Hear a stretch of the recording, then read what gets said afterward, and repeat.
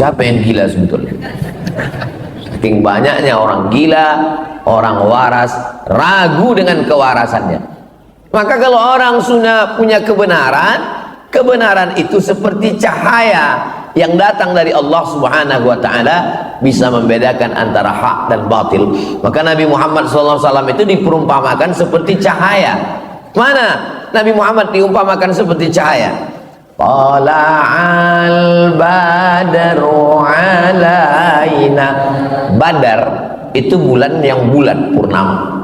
Kalau bulan yang masih kecil, bulan sabit, itu namanya hilal. Kalau bulan yang sudah bulat, namanya badar. Dua-duanya sudah jadi nama orang Indonesia, Pak Hilal dan Pak Badar. Itu perumpamaan. Kenapa? Karena bulan itu terang di tengah malam yang gelap.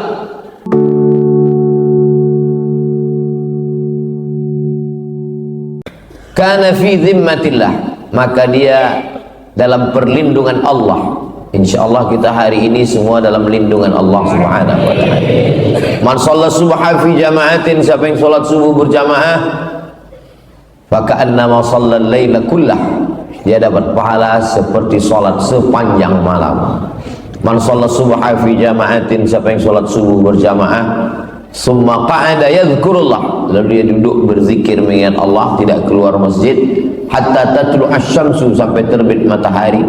Terbit matahari ini, subuh ini di Semarang jam 5:11.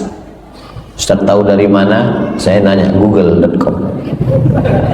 Tidak boleh sholat saat terbit matahari, saat tergelincir matahari, saat tenggelam matahari, karena itu disebut dengan waktu qarnai syaitan, dua tanduk setan. Saat matahari terbit, datang setan menghampiri, nah, jadi waktu tanduk setan. Sampai qaida ramhin, setinggi tombak. Menurut ilmu astronomi, setinggi tombak itu 12 menit. Jadi 5:11 tambah 5:12 tambah 12 menit, lebih kurang 5:25. Kita sudah lewat waktu terlarang, sudah boleh sholat sunat isyraq 2 rakaat. Sholat subuh berjamaah, duduk berzikir 12 menit, sholat sunat isyraq 2 rakaat. Faka'annama kanat lahu ka ajri hajjatin wa umrah, dapat pahala seperti haji dan umrah. Jadi kita insyaallah subuh ini dapat pahala haji dan umrah. La syarqiyah wala gharbiyah, cahayanya rata, tidak timur tidak ke barat, sampai memenuhi semuanya. Ini semua adalah perumpamaan, karena Tuhan bukan cahaya. Allah itu walam yakul lahu kufuwan ahad, laisa kamitslihi syai'un. Jangan nanti ketika malam berzikir, saya Ustaz Samad dalam zikir saya tadi malam jam 2, tiba-tiba saya lihat di kamar saya cahaya. Di mana cahayanya? Di tubuh istri saya. Itu bukan Tuhan. Istrimu sedang memeriksa handphonemu. Kalau kita sedang berzikir, lalu tiba-tiba kita dalam pejam mata nampak cahaya terang, lalu kata dia itu Tuhan, maka ma khatara bibalik fallahu laisa kadzalik. Apa yang terlintas di pikiranmu, maka Allah tidak seperti itu. Itulah pentingnya kita mengkaji tauhid. Maka disusunlah oleh Imam Abul Hasan Al-Asy'ari yang disebut dengan sifat 20. Sifat 20 itu bukan batasan. Kenapa Allah dikaji dalam sifat 20? Memangnya sifat Allah itu cuma 20? 20 itu bukan sifat batasan. 20 itu adalah sifat yang disusun ulama untuk melakukan fit and proper test terhadap Tuhan. Sekarang ini yang mau jadi Tuhan itu menurut survei ada 4.000. Semuanya mau jadi Tuhan. Bagaimana cara menyeleksinya, mana yang lulus mana tidak? Yaitu sifat 20 itu. Jadi kalau ada orang mengaku melihat Tuhan, Tuhannya itu kata dia cahaya terang benderang dia lihat tadi malam, dan cahaya itu berkata jangan sholat lagi. karena kau sudah kuangkat menjadi wali. Bagaimana untuk menyatakan itu Tuhan atau tidak? Kembali pada sifat 20. Orang yang ngaji sifat 20 dengan satu sifat saja terbantahkan bahwa yang dia lihat itu bukan Tuhan. Dengan sifat apa? Wujud, qidam, baqa, kena pada pasal 4, mukhalafatuhu lil hawadis. Mukhalafatuhu lil hawadis, dia tidak sama dengan makhluk, sedangkan cahaya adalah makhluk.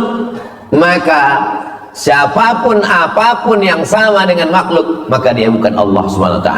Itu maka masjid-masjid kalau bisa minimal buat kajiannya 3. Pertama kajian tauhid, kedua kajian fikih, ketiga kajian akhlak. Yang lain-lain itu tambahan. Dalam sepekan tauhid sifat 20, kitab yang paling tipis matan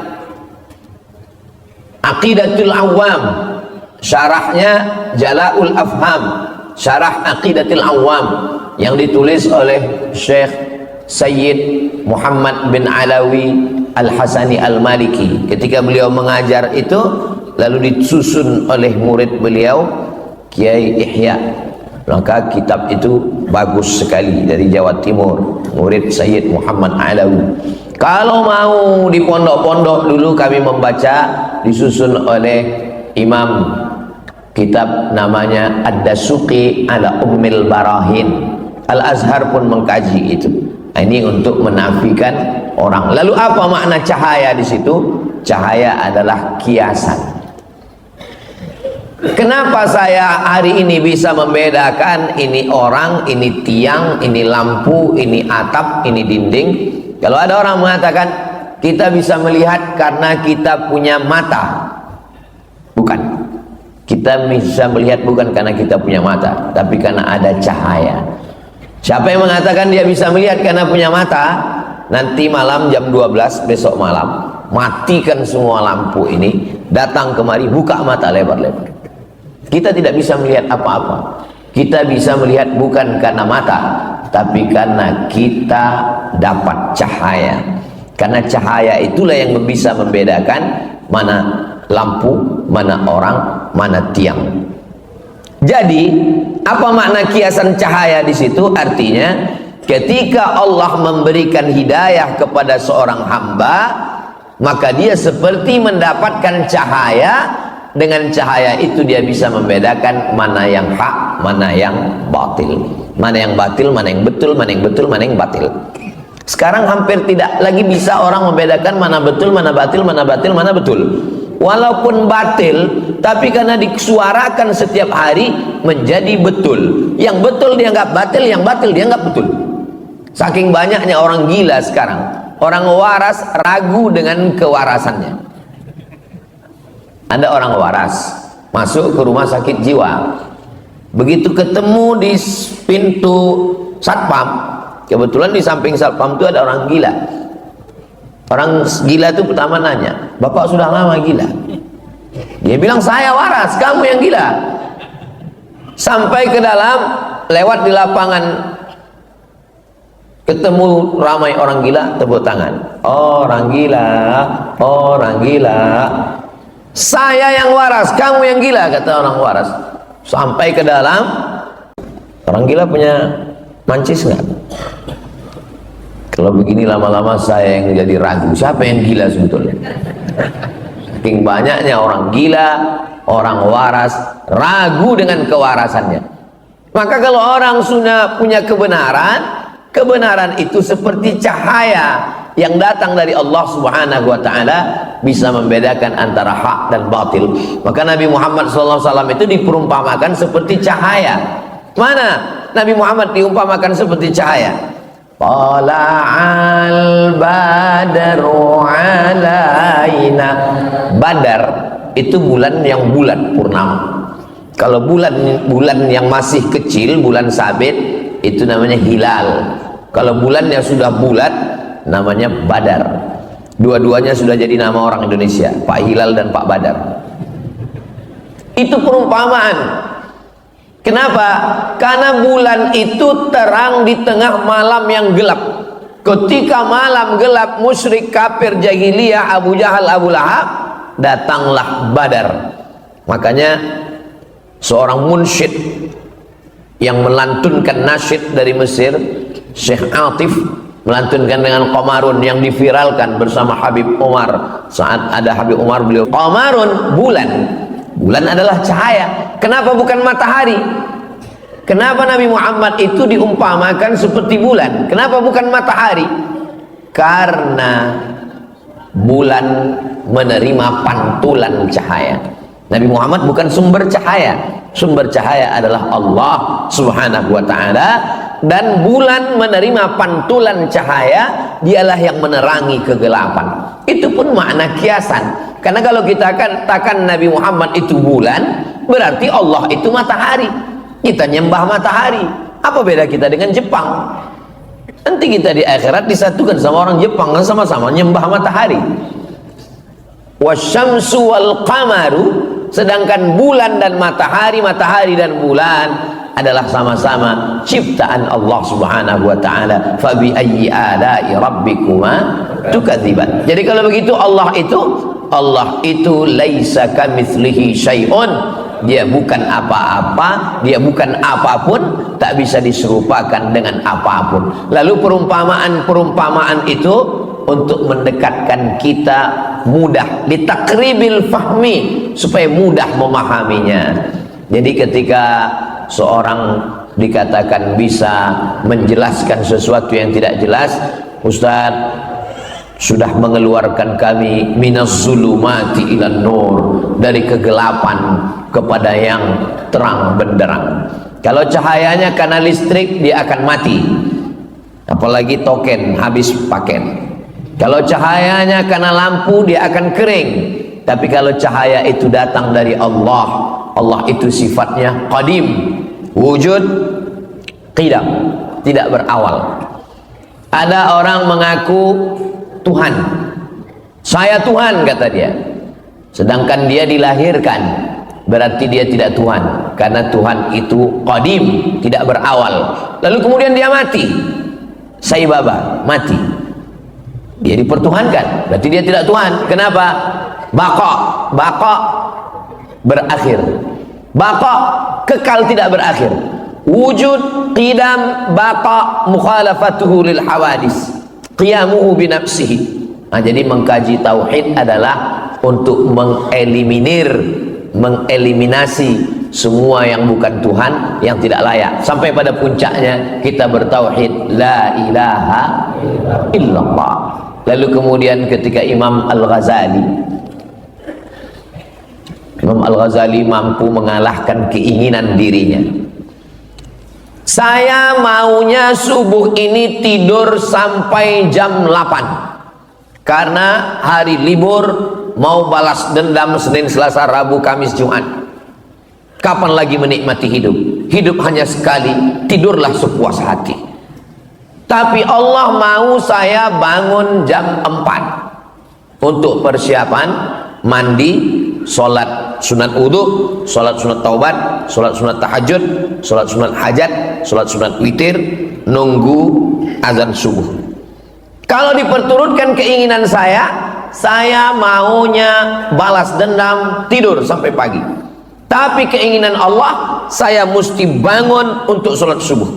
Saat itu ada dua keinginan, keinginan Allah dengan keinginan saya. Siapakah yang mesti dikalahkan? Ada orang selalu mengalahkan keinginannya, tapi ada orang, ya kita harus adil Pak Ustadz, sekali-sekali Allah juga mesti mengalah.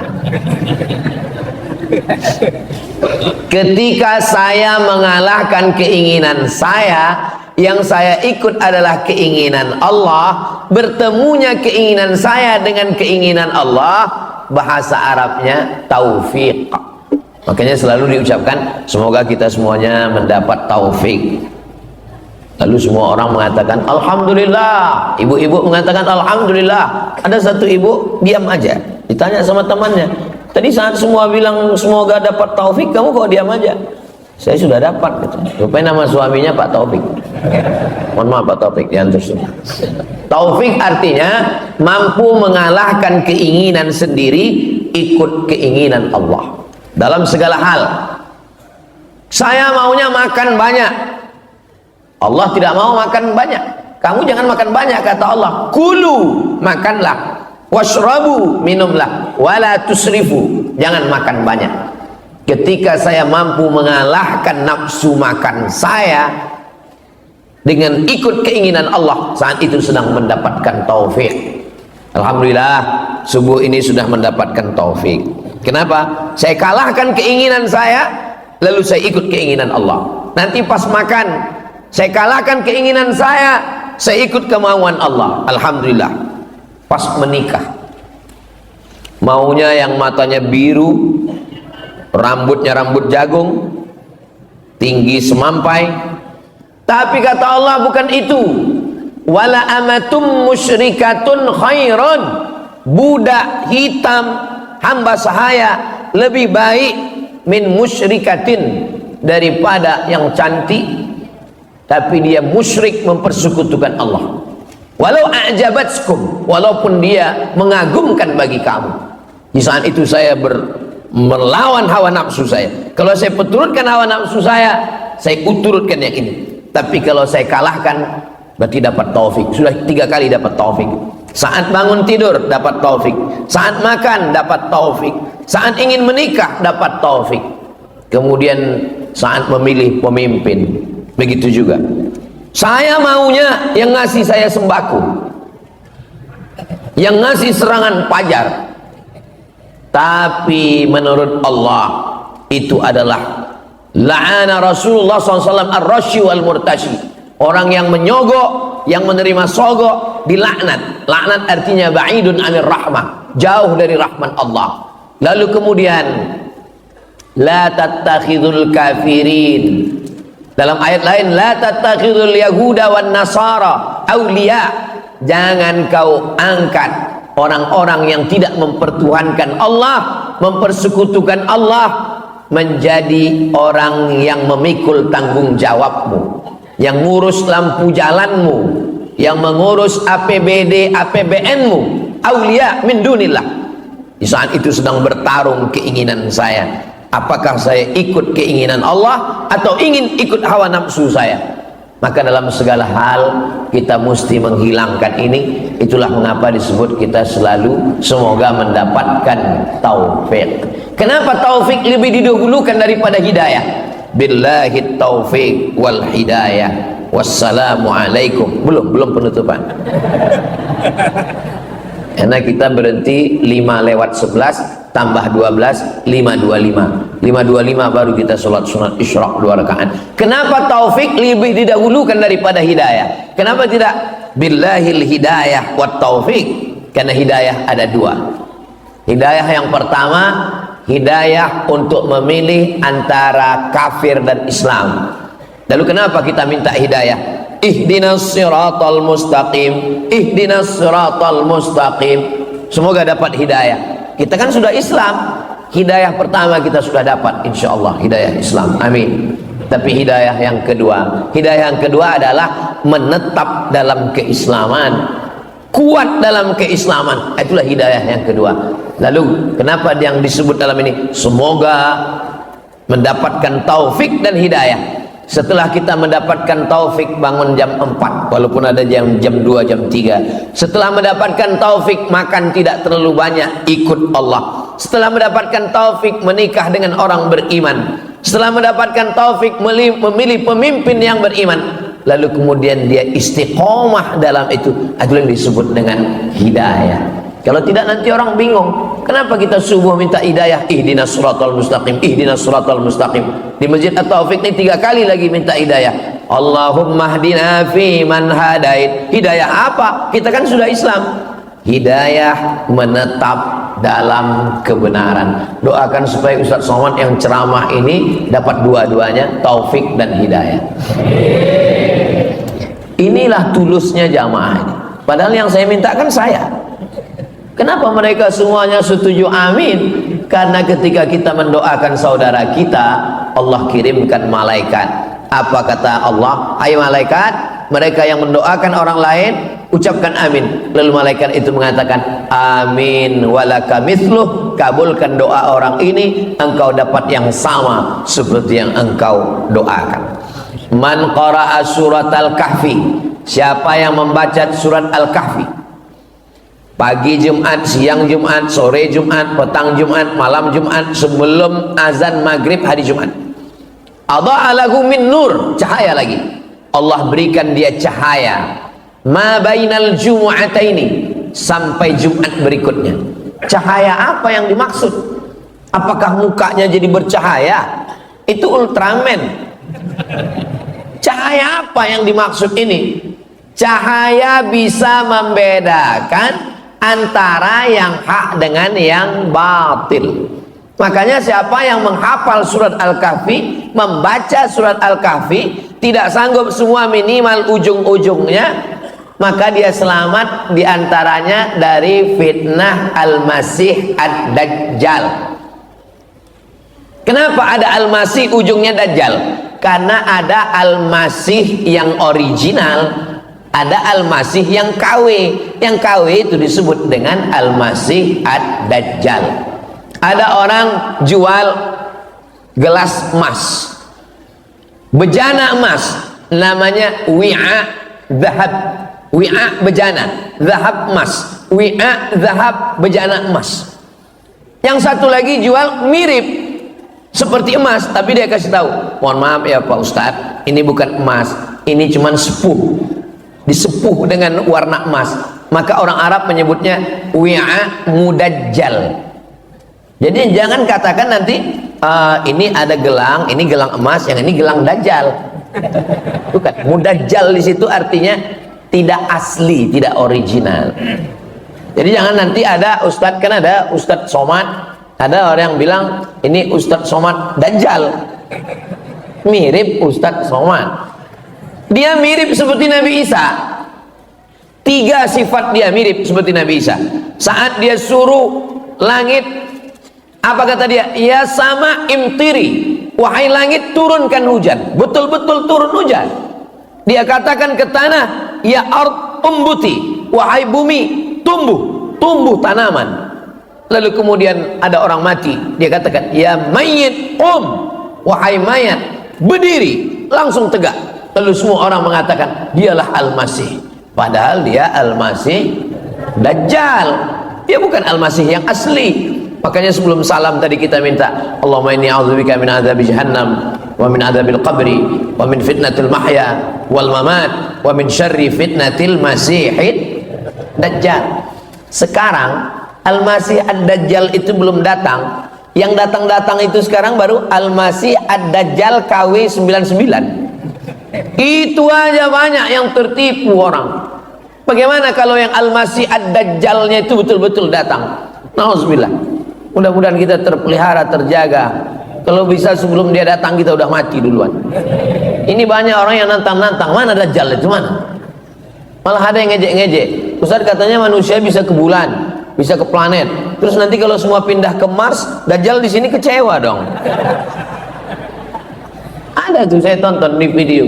Jadi sekarang orang jadikan agama ini sebagai lucu-lucuan. Sampai masanya nanti dia datang yang benar-benar serius baru dia tahu. Saudaraku yang dimuliakan Allah Subhanahu wa taala, maka cahaya ketika kita bisa mengalahkan hawa nafsu. Di zaman Umar bin Khattab ada seorang laki-laki yang bisa tahu apa yang niat tamunya datang. Tamunya datang, dia kasih tahu, kamu pasti mau melakukan ini. Lalu kemudian datang Umar bin Khattab. Kata dia, Umar bin Khattab, kamu datang pasti mau membunuh saya. Kata Umar bin Khattab, kamu tahu dari mana? Kamu masuk Islam, kata Umar bin Khattab. Kata dia, tunggu 3 hari. Karena memang dalam Islam tunggu 3 hari. Lalu kemudian setelah 3 hari dia datang kepada Umar, dia katakan asyhadu an la ilaha illallah wa asyhadu anna muhammadar rasulullah. Riwayat ini diceritakan oleh Syekh Ali Jum'ah. Ketika ditanya kepada dia, kenapa kamu bersyahadat setelah 3 hari? Karena saya selalu melawan hawa nafsu saya.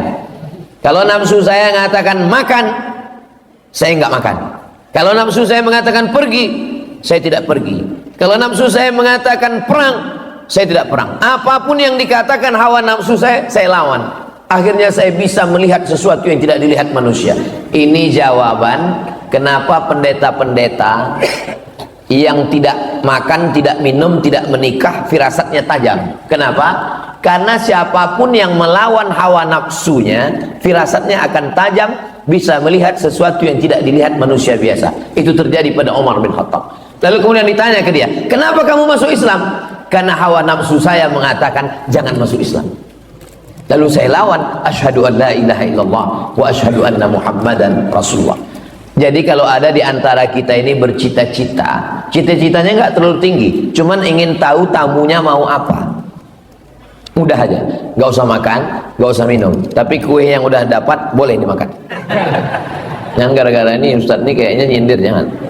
Tapi kalau mau tahu tamunya mau apa, jangan dulu, tahan dulu. Apapun yang bisikan hawa nafsu jangan.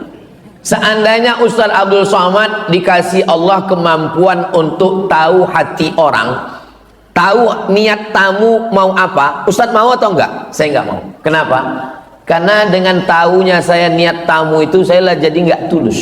Saya jadi tahu tamu ini mau minta endorse mobil kada misalnya. Lebih baik saya enggak tahu niat tamu itu apa, sehingga saya bisa kasih dia minum, saya bisa ngobrol dengan nyantai, lebih baik. Makanya sebagian wali-wali Allah yang melawan hawa nafsunya, lalu disingkapkan Allah rahasia. Disingkapkan itu namanya kasyaf. Kasyaf artinya tirai yang tersingkap. Begitu tersingkap dia jadi tahu, langsung dia lawan hawa nafsunya yang katanya jangan makan, dia langsung makan. Supaya apa? Supaya tertutup kembali. Lebih baik tertutup daripada nampak. Ini banyak orang sekarang sengaja nggak makan, nggak minum, nggak tidur, nggak nikah. Supaya apa? Supaya tahu apa yang terjadi. Itu bukan puncak ilmu dalam Islam. Puncak ilmu adalah mendapatkan cahaya sehingga bisa membedakan mana yang hak, mana batil, mana betul, mana batil, mana benar, mana salah. Mudah-mudahan kita mendapatkan kebenaran itu insya Allah. Imam Abu Hamid Al-Ghazali yang menulis kitab Ihya Ulumuddin 4 jilid, dia jabatan tertingginya rektor, diangkat oleh Sultan Nizamul Mulk di Universitas An-Nizamiyah. Ngomongnya berkarisma, kalau dia jalan 70.000 orang menyertainya. Dia sampai kepada puncak keilmuan. Yang paling hebat zaman itu adalah filsafat. Dia bantah filsafat. Judul bukunya Tahafud Al-Falasifah. Setelah itu baru datang Imam Ibn Rushd membantah Tahafud At-Tahafud. Waktu itu Imam Al-Ghazali sudah meninggal dunia. Imam Al-Ghazali digelar dengan Hujjatul Islam. Berbantah dengan siapapun, dia menang. Sampai akhirnya suatu hari dia melihat ada tongkat yang bengkok di tepi sungai. Ada tongkat kayu, dia lihat bengkok. Ternyata setelah ditarik lurus. Kalau kita ambil kayu, tongkat, kita tusukkan ke tepi sungai, lalu kita lihat, itu kan bengkok. Tapi pas kita tarik lurus. Dia sudah mulai tidak percaya dengan mata. Berarti mata tertipu. Mata yang melihat ini menipu. Apalagi zaman sekarang, dilihat dari jauh putih, rupanya skincare. Mohon maaf ibu, saya kira nggak ada ibu-ibu. Jadi mata ternyata menipu. Telinga juga begitu. Kita dengar lagu, enak sekali. Begitu dihilangkan sound musiknya, dihilangkan, hancur babak belur. Telinga menipu, tertipu. Mata tertipu. Kalau begitu saya tinggalkan semua yang menipu ini. Imam Abu Hamid Al-Ghazali meninggalkan jabatan rektor, meninggalkan popularitas, 70.000 follower dia tinggalkan. Akhirnya dia berkhalwat. Khalwat artinya bersunyi-sunyi dengan Allah Subhanahu wa taala di menara Masjid Jami' Umawi, sampai sudut itu disebut dengan Zawiyah Al-Ghazali, pojok Imam Al-Ghazali. Lalu berapa lama dia di sana? 11 tahun. Setelah itu dia sampai kepada level yang tertinggi disebut dengan ma'rifah. Ma'rifah artinya puncak ilmu pengetahuan. Lalu orang bertanya kepada dia, kamu sudah sampai kepada ma'rifah Al-Ghazali? Ya. Apa al-ma'rifah itu? Imam Al-Ghazali mengatakan, nurun yaqdhifullahu fi qalbi abdi, cahaya yang ditembakkan ke hati seorang hamba. Hanya sampai itu saja, cahaya yang ditembakkan ke dalam hati seorang hamba. Dengan cahaya itu bisa membedakan mana yang hak, mana yang batil. Sekarang yang disebut dengan kebenaran itu apa? Kebenaran itu kalau dilakukan oleh tokoh terkenal, walaupun salah berarti benar. Kebenaran itu apa? Kebenaran itu kalau dilakukan semua orang, semua yang viral benar, walaupun salah. Orang tidak lagi dapat cahaya. Makanya di antara doa tahajud, Allahumma ja'al fi qalbi nura, wa fi sam'i nura, wa fi basari nura, wa an yamini nura, wa an yasari nura, wa min amami nura, wa min khalfi nura, wa min fawqi nura. Bunyi, berarti matahari sudah terbit. Setiap bunyi terbit matahari, setiap bunyi terbit matahari, setiap bunyi terbit matahari. Suatu hari dia nggak bunyi, matahari terbit, baterainya habis. Orang sudah terjebak pada hukum sesuatu terjadi sesuatu. Kalau sudah begini, padahal itu belum tentu benar. Itu hanya kebenaran yang diciptakan oleh manusia. Kalau dia bunyi berarti terbit matahari. Gimana kalau dia tidak bunyi? Matahari tetap terbit. Jangan terjebak pada hukum yang dibuat oleh manusia. Maka kita minta cahaya dari Allah, nurun, cahaya yang ditembakkan ke dalam hati seorang hamba, sehingga dengan itu saya bisa mengetahui mana yang benar, mana yang salah. Membaca surat Al-Kahfi supaya ingin dapat cahaya, doa tahajud supaya dapat cahaya, berzikir supaya dapat cahaya. Cahaya yang dimaksud adalah cahaya kebenaran, sehingga kita bisa memilah dan memilih mana rambut, mana hijau, mana asli, mana palsu, mana Al-Masih Isa, mana Al-Masih Dajjal. Mudah-mudahan kita sampai hari ini, sampai anak cucu kita, sampai hari kiamat dapat cahaya itu, insya Allah. Nah, siapa yang sudah dapat cahaya, jaga. Dengan apa menjaganya? Dengan berjamaah, jangan sendirian. Man syadza syadza finnar, siapa yang sendirian masuk neraka. Alaikum bil jamaah, hendaklah kamu berjamaah. Iyyakum wal furqah, jangan sendirian. Jamaah itu ada pemimpinnya. Idza kuntum thalathatan fi safarin, kalau kamu 3 orang musafir, falyu'ammirahum ahadahum, maka angkat satu pemimpin. Saya selama 4 hari ini musafir, Jumat, Sabtu, Ahad, Senin pulang. Memang Jawa Tengah jatahnya setahun 4 hari, Sumatera Utara 4 hari, Sumatera Barat 4 hari, Kalimantan 4 hari, Sulawesi 4 hari, Brunei 4 hari, Sabah 4 hari, Sarawak 4 hari. Di luar itu saya tidak datang. Mohon maaf, beribu maaf.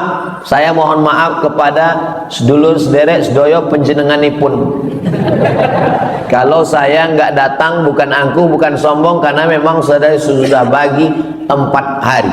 Lalu banyak orang yang heran, nanya-nanya, kenapa Ustadz 4 hari ke Jawa Tengah di musim-musim pilkada ini? Saya nggak tahu waktu nyusun itu dulu kalender, karena kita nggak koordinasi dengan KPU. Nah, selama 4 hari ini siapa imamnya? Siapa pemimpin saya? Pemimpin saya adalah Ustadz Yunus. Makanya ketika ketemu dengan Habib tadi malam, Ustadz Somad nanti mau ke Solo, iya, mampir ke pondok ya. Mohon maaf Habib, saya koordinasi dulu dengan imam saya. Kenapa? Karena saya dalam perjalanan ini saya nggak tahu di mana Solo, di mana Karanganyar, di mana Semarang, di mana Kudus. Maka saya berikan kepada yang tahu. Fas'alu ahla dzikri in kuntum la ta'lamun. Tanya pemimpinmu kalau kamu tidak tahu. Maka angkat dia menjadi pemimpin, tunjukkan mana tempat-tempatnya. Setelah itu sami'na wa ata'na. Ju'ilal imamu liyutamma bih. Imam itu diangkat untuk diikuti, bukan untuk dilawan. Maka apapun yang dilakukan imam, ikut. Imamnya ruku, melu wae, wis. Imamnya sujud, ikut saja. Imamnya angkat tangan, ikut angkat tangan. Allahumma hdina fi man hadait, amin, wa afina fi man afait, amin, wa tawallana fi man tawallait, amin, wa barik lana fi ma a'tait, amin, wa qina bi rahmatika syarra ma qadait, amin. Karena yang paling enak itu ikut imam. Ngapain kita ngelawan imam? Imam ruku, kita ruku. Imam sujud, kita sujud. Imam baca kunut, kita baca kunut. Imam kentut, yang batal imamnya, kita enggak. Apa standarnya? Standar kita ikut imam selama imam itu ikut Allah dan ikut Rasulullah sallallahu alaihi wasallam. Imam yang kentut wajib diganti dengan imam yang baru. Mohon maaf imam, jangan tersinggung. Yang saya maksud imam ini bukan imam yang lain. Saudaraku yang dimuliakan Allah subhanahu wa ta'ala, maka datang seorang laki-laki bertanya, saya ini mazhabnya Syafi'i, ya, mazhab Imam Syafi'i, mazhab salaf, karena Imam Syafi'i meninggal 204 dan dia satu dari imam mazhab yang keempat. Nomor 2 imam pertama Hanafi, nomor 2 Maliki, nomor 3 Syafi'i. Enggak masalah Imam Syafi'i, iya. Tapi saya beberapa pendapat ikut Imam Hambali. Imam Hambali juga enggak masalah. Imam Hambali imam yang keempat, muridnya Imam Syafi'i. Tapi Imam Hambali dengan Imam Syafi'i beberapa perbedaan. Di antara perbedaan mereka tentang kunut subuh. Imam Syafi'i berkunut subuh, Imam Hambali tidak kunut subuh. Dulu kelahi antara pengikut Imam Syafi'i dengan Imam Hambali. Sekarang alhamdulillah sudah nggak kelahi lagi karena sama-sama nggak sholat subuh. Datang satu pengikut Imam Hambali, saya ini ikut Imam Hambali, ya, saya nggak kunut subuh. Iya, karena Imam Hambali tidak kunut subuh. Bagaimana kalau saya pulang kampung, ternyata di masjid itu yang jadi imamnya adalah mazhab Syafi'i. Kata Imam Hambali, kalau dia baca doa kunut, angkat tanganmu dan ucapkan amin. Paling enak ngikut imam. Sekarang banyak makmum nggak ikut imam. Imam mengangkat tangan, Allahumma hdina fi man hadait. Imam Hambali sendiri mengikut Imam Syafi'i. Apakah hanya karena berbeda mazhab lalu kelahi? Coba baca dalam manaqib Imam Hambali, Imam Ahmad bin Hanbal, meninggal tahun 241, makamnya di Baghdad. Apa kata Imam Ahmad bin Hanbal? Da'autu lisyafi'i fi salati arba'ina sana. Saya mendoakan Imam Syafi'i dalam solat saya 40 tahun. Dalam solat, bukan di luar solat, bukan setelah solat. Dalam solat saya doakan Imam Syafi'i. Bunyi doanya, Rabbil firli wali walidayya wali Muhammad bin Idris Asy-Syafi'i. Padahal mereka berbeda. Saya tidak minta bapak ibu doakan saya 40 tahun, tidak 4 tahun, tidak 4 bulan, tidak 4 hari, tidak 4 kali, sekali pun jadilah. Rabbil firli wali walidayya wali Abdus Somad. Ampunkan aku, ampunkan kedua orang tuaku, ampunkan Ustadz Abdul Somad. Sekali bisa alhamdulillah, sekali nggak bisa. Ini Semarang ini dekat laut kan? Saudara yang dimuliakan Allah subhanahu wa ta'ala, maka berbeda mazhab, selama ada dalilnya ikutilah. Ulama besar Saudi Arabia namanya Syekh Ibnu Utsaimin, lalu ditanya sama jamaahnya, Syekh Ibnu Utsaimin, ya, apa hukumnya membacakan Yasin pada orang yang sakratul maut? Yasin wal Qur'anil Hakim innaka laminal mursalin ala siratim mustaqim. Kata Syekh Ibnu Utsaimin, ada hadis bunyinya, inna likulli syai'in qalban, segala sesuatu punya hati, wa qalbul Qur'an Yasin, hatinya Al-Qur'an adalah Yasin. Iqra'uha ala mautakum, bacakan kepada orang yang meninggal. Ulama yang mengatakan hadis ini sahih, maka dia bacakan, maka perbuatannya itu sunnah, karena menurut dia ini hadisnya sahih. Orang yang tidak mengakui hadis ini, dia mengatakan perbuatan itu bid'ah. Artinya apa?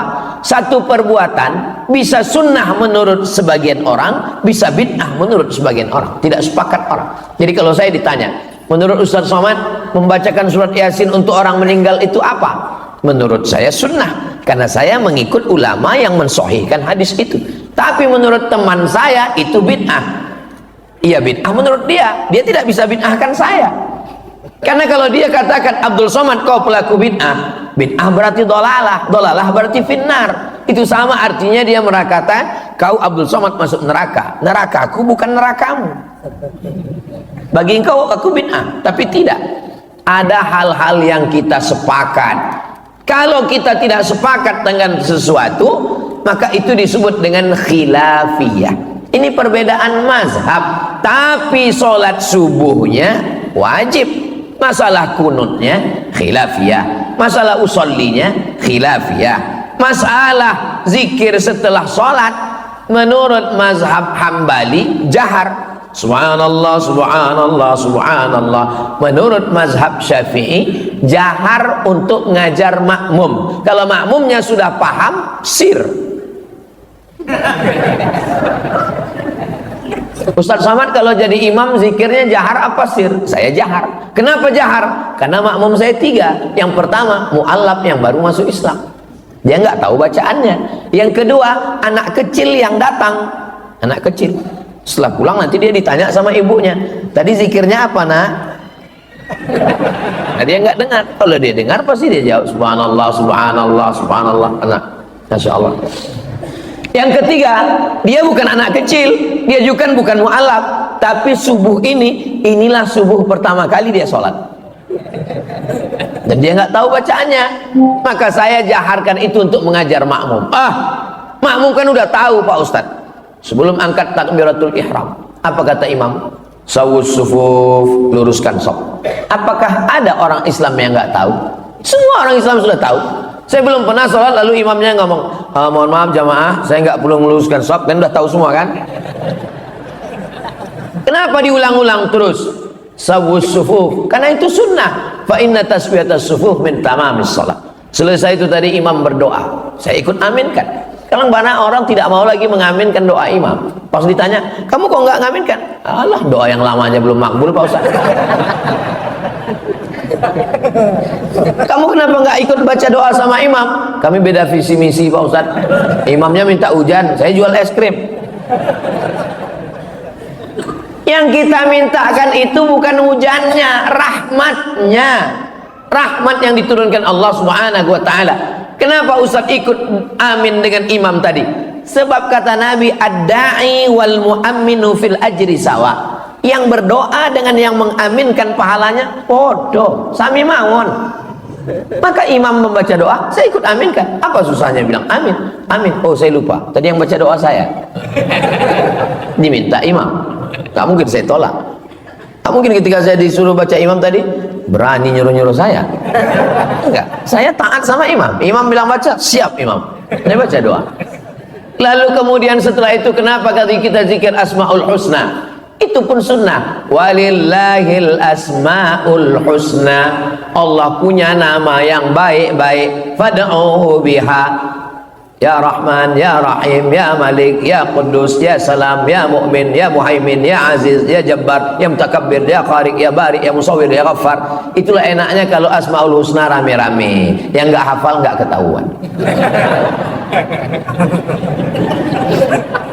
Anaknya nanya, Papa hafal? Hafal kalau rame, kalau sendiri enggak. Kenapa zikir itu mesti rame-rame, mesti bersuara keras? Karena malaikat dikirim Allah. Inna lillahi malaikatan. Ada malaikat-malaikat yatufuna 'alal ard. Malaikat itu berkeliling di atas muka bumi mencari majelis zikir. Begitu mereka menemukan majelis zikir, malaikat itu memanggil teman-temannya, halummu, halummu, mari kemari, ila hajatikum, inilah yang kalian cari. Dan mereka ikut berzikir dengan orang yang berzikir. Itulah makna hadis, idza dzakarani fi nafsi, aku menyebutnya dalam diriku sendirian.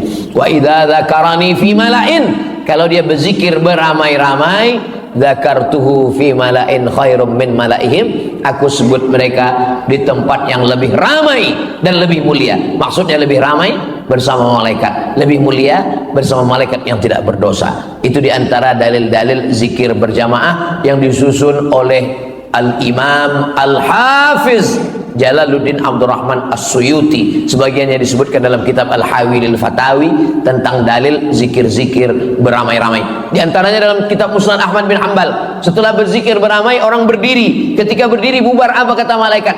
Qumu maghfuran lakum, berdirilah kamu, dosa-dosamu sudah diampunkan Allah Subhanahu wa ta'ala. Maka nanti ketika kita berdiri, semua dosa-dosa kita sudah lepas semuanya. Tapi ingat, makanya kalau dengar ceramah itu jangan sambil ngantuk, dengar baik-baik. Yang lepas itu dosa, bukan hutang. Jangan pulang dari sini ditagih kapan? Kata Ustaz Somad tadi saya sudah lepas hutang. Ceramah saya semuanya bisa didengar ulang. Jadi kalau ada yang bohong ketahuan, karena saya nggak pernah buat kajian eksklusif tertutup. Semuanya bisa ditonton ulang di channel Ustaz Abdul Somad Official. Subscribe, like, share, and comment. Akhirnya kita sampai pukul 5.25, sudah masuk waktu sholat sunat isyraq. Nama waktunya syuruq, nama sholatnya isyraq pakai qaf. Kalau pakai kaf isyraq syirik.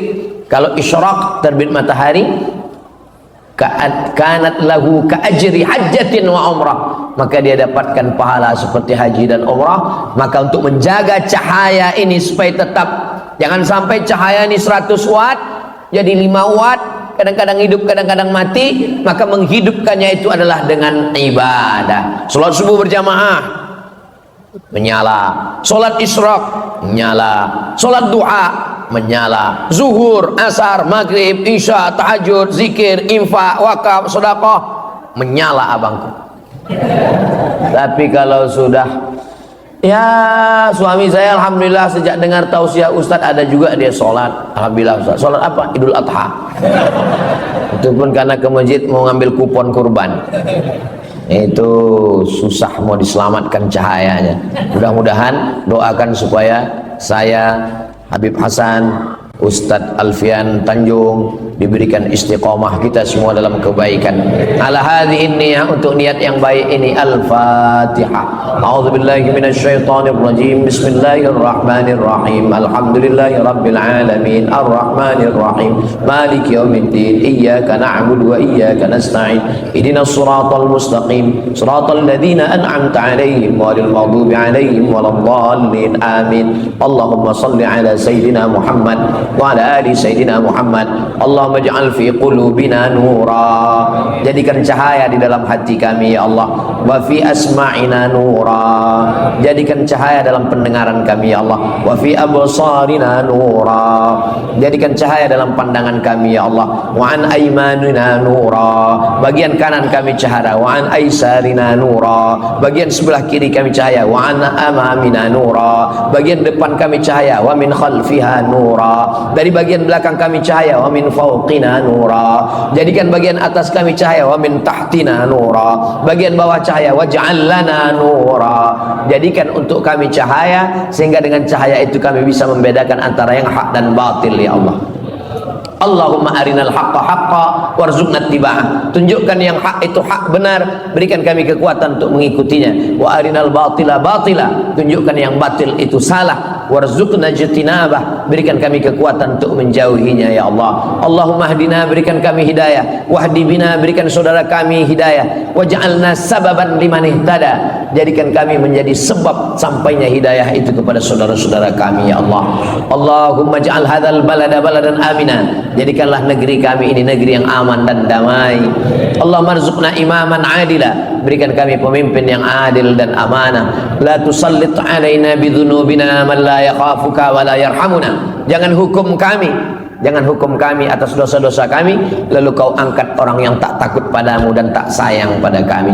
Allahumma dafa'an al-ghala wal waba wal fahsya wal riba wal zina wal munkar, selamatkan negeri kami, anak cucu kami dari malapetaka, narkoba, zina, LGBT, perbuatan keji dan mungkar. Allah mansur ikhwanana al-mujahidina fi Palestin, tolong saudara kami yang sedang teraniaya di Palestina.